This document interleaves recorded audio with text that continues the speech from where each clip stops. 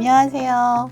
서울 창업허브와 함께하는 조직진단 전문가가 바라보는 팀빌딩의 중요성 4차 시 과정을 시작하도록 하겠습니다. 1차 시 시작한 것 같은데 벌써 4차 시예요. 저희는 지난 시간에 조직 문화의 특징에 대해서 알아보았고요. 스타트업의 조직 문화와 각 기업의 성장 단계별 팀빌딩의 특징에 대해서 알아보았습니다. 스타트업의 조직 문화는 처음에 우리가 사업을 시작할 때부터 우리끼리 이거 합시다 라고 얘기하는 순간부터 스타트업의 조직 문화는 시작이 된 거고요. 각각의 팀빌딩의 단계의 특성에 대해서 2차 시와 3차 시에 걸쳐서 알아보았습니다. 이 단계에 대해서 궁금하신 분들은 앞에 강의에서 찾아보시면 많이 도움이 되실 것 같습니다. 그러면 이번 4차 시 업무 스타일별 커뮤니케이션에 대해서 알아보려고 하는데요. 업무 스타일별 커뮤니케이션을 알아보려면 우리가 지난 시간에 배웠던 스타트업의 조직 문화의 특징을 잠깐 리뷰하도록 하겠습니다. 우리는 성공적인 기업이 되기 위해서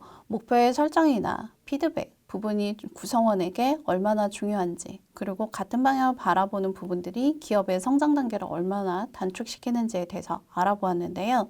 성장 단계의 기업은 구성원의 권한과 책임, 팀빌딩과 리더십을 통한 조직 성장의 방향 설정이 기업 성장의 가속에 중요한 역할을 한다고 지난 시간에 말씀드렸습니다. 또한 협업 및 팀 성과를 높이는 중요한 요소인 업무 효율을 높이기 위한 업무 스타일별 커뮤니케이션에 대해서 이번 시간에 구체적으로 알아보도록 하겠습니다. 인간관계 관련 빅데이터입니다. 인간관계에 대해서 어떤 생각이 드시나요? 사람하고의 관계 쉬우신가요? 저는 그렇게 쉽지 않더라고요. 다른 분들이 저한테 얘기할 때 사막에도 살아남을 사람, 굉장히 시끄러운 사람이라고 생각을 하는데 사실은 저는 굉장히 낯을 많이 가립니다. 인간관계에 대한 빅데이터를 알아보시면 긍정어보다는 부정어가 훨씬 더 많습니다. 이런 인간관계에 대해서 제일 어려울 때가 언제일까요? 서로 하기 싫은 업무를 할 때겠죠. 우리가 생각하는 가장 공평한 업무 분담, n분의 1 동의하시나요?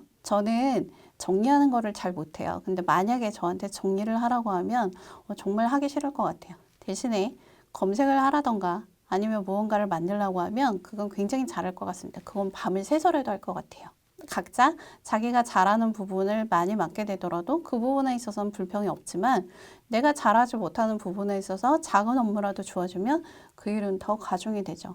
그럼 과연 사람 수대로 n분의 1 나누어서 이렇게 업무를 준다는 것, 이 부분이 과연 공정한, 공평한 업무 분담일까요? 여기 막대가 있습니다. 이 막대는 몇 개로 보이시나요? 4개로 보는 분도 계시고 3개로 보는 분도 계실 것 같아요.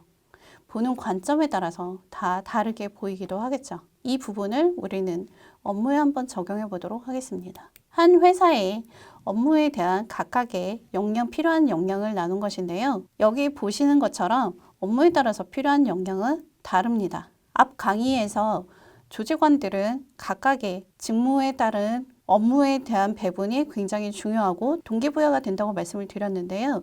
만약에 내가 잘 하지 못하는 부서에 들어가서 이러한 업무를 진행을 하게 된다면 과연 그 사람은 만족할 수 있을까요? 여기에 우리가 필요한 것이 바로 업무별 커뮤니케이션에 대한 부분입니다. 우리는 앞 강의에서 기업 성장 단계별 팀빌딩 형성 단계에 대해서 알아보았습니다. 여기에서 우리가 한 가지 더 알아봐야 될 것이 있는데요. 조직 문화는 지향점을 바라보는 것이 중요하다고 말씀을 드렸는데요. 조직은 하나의 생명체로 개인 성향과는 또 다른 성향을 나타냅니다. 다른 패턴을 나타내는 것이죠. 제가 지금 어떤 회사를 몇 년째 조직 문화에 대해서 지속적으로 코칭을 하고 있는 기업이 있는데요. 그 기업의 각각의 구성원들은 굉장히 변화를 좋아하고 다양한 업무에 있어서 시도를 좋아하는 그런 구성원들로 구성되어 있는 조직이었습니다. 그런데 이 조직의 특성은 굉장히 안정적이고 새로운 것을 시도하기 두려워하는 그런 조직입니다. 이러한 조직과 개인의 성향 중에서 이 조직은 어떻게 성장을 하는 것일까요? 이 조직은 개인의 다양한 변화의 흐름보다는 조직의 성격에 맞게 안정적이고 굉장히 보수적으로 사업을 운영하는 그런 성향을 나타내고 있습니다. 따라서 개인은 개인의 성향보다는 조직의 문화를 따르게 되면서 내 개인 성향보다 조직의 성향에 맞게끔 업무의 판단을 하게 되는 것입니다. 조직문화 경쟁가치 모형이라는 것인데요. 미시간 대학교에서 김 카메론과 로버트 퀴넨서에 의해 개발된 것으로 조직 리더십 및 전략에 관한 조직 문화의 6가지 주요 차원을 평가하는 데 주로 사용되는 도구입니다. 이 도구는 총 4사면으로 나눠져 있고요. 혁신지향적 문화, 관계지향적 문화, 위계지향적 문화, 시장지향적 문화로 나눠져 있습니다.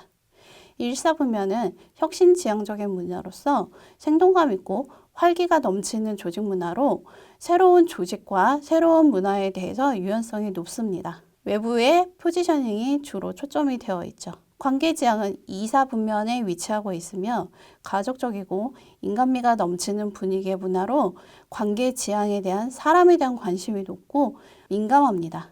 그리고 내부의 유지에 초점이 되어 있습니다. 앞서 말씀드렸던 그 조직의 사례가 바로 여기에 해당이 될 것 같습니다. 세 번째, 3, 4분면에 위치한 위계지향 문화인데요.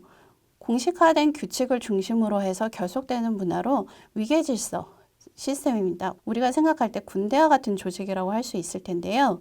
이러한 조직들은 안정성과 통제가 필요하고요. 내부에 대한 유지가 초점입니다. 네 번째, 4사분면에 있는 시장지향 문화입니다. 계획과 목표 달성을 중심으로 해서 결속되는 문화로 시장 지향 경쟁과 빠른 의사결정으로 인해서 외부 포지셔닝에 초점이 되어 있습니다. 의사결정 단계와 이런 조직 문화에서 어떠한 부분에 연계가 있을까요? 바로 이 조직 문화의 스트레스 행동 때문입니다. 조직이 서로 마음에 잘 맞아서 원활하게 잘 운영이 될 때는 사실 큰 문제는 없습니다.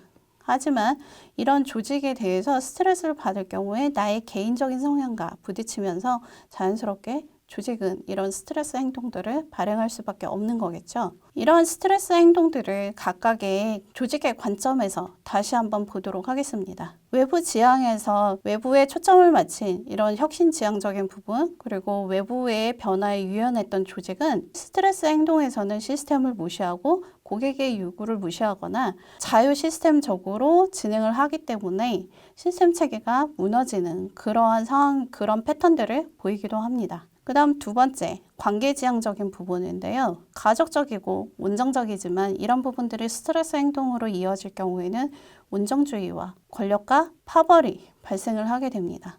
당연히 목표 달성보다는 서로에 대한 보호와 책임 없는 자유가 더 강화가 되기도 하겠죠. 3, 4분면에 있는 위기지향은 조직의 시스템과 안정적인 체계를 지향하고 있습니다. 이러한 조직이 스트레스 상황에 되었을 때는 합리적인 체계를 상실하고 주객이 전도가 되며 구조가 파괴되고 기회를 오히려 악용하는 이런 상황들이 될 수도 있습니다. 시장 지향 조직 문화의 경우에는 시장에 유연하게 대처하는 부분의 스트레스 행동으로 반영이 될 때는 경쟁을 무시하고 무조건적으로 이기고자 하는 의지와 용기로 됩니다. 이러한 스트레스 행동은 조직이 가지고 있는 부분을 더 극한적으로 표시되는 그러한 행동 패턴으로 나온다고 생각하시면 이해하시기가 조금 쉬우실 것 같습니다. 이러한 조직에 대한 스트레스 행동은 사실은 그 CEO에 대한 신뢰에 대한 부분인데요.